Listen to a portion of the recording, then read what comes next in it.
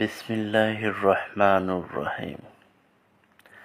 আবু ওয়াকিদ আল-লাইসি রাদিয়াল্লাহু তাআলা আনহু হতে বর্ণিত, নবীজি সাল্লাল্লাহু আলাইহি ওয়াসাল্লাম একদা মসজিদে বসেছিলেন। তার সাথে আরো লোকজন ছিলেন। এমতো অবস্থায় 3 জন লোক আসলো।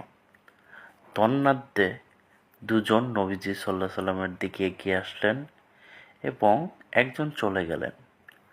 আবু ওয়াকিদ রাদিয়াল্লাহু তাআলা আনহু বলেন, তারা 2 জন আল্লাহর রাসূলুল্লাহ সাল্লাল্লাহু আলাইহি ওয়াসাল্লামের নিকট কিছুক্ষণ দাঁড়িয়ে থাকলেন।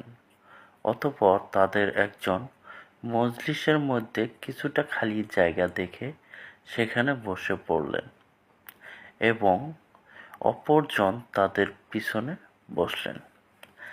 আর 3য় ব্যক্তি ফিরে গেল। যখন নবীজি সাল্লাল্লাহু আলাইহি ওয়াসাল্লাম অবসর হলেন, সাহাবীদের লক্ষ্য করে বললেন, আমি কি তোমাদের এই 3 ব্যক্তি সম্পর্কে কিছু বলবো না? তাদের একজন আল্লাহর আশ্রয় প্রার্থনা করল, আল্লাহ তাকে আশ্রয় দিলেন। অন্যজন লজ্জা বোধ করল, তাই আল্লাহ তার ব্যাপারে লজ্জা বোধ করল।